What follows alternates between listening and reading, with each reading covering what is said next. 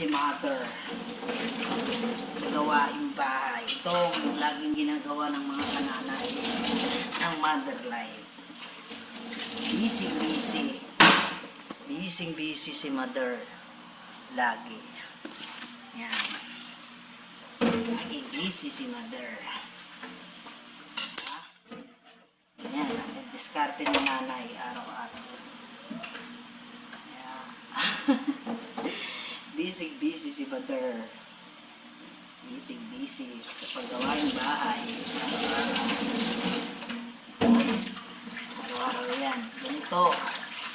Luto, linis, aba.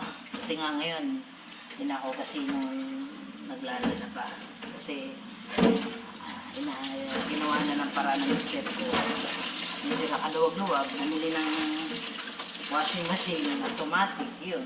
Dati, mga bata pa yung mga anak ko. Grabe, madaling araw pa lang naglalaban na ako. Halos oras ko nasa labahin na. Hindi nga ngayon, ayos na. Paano?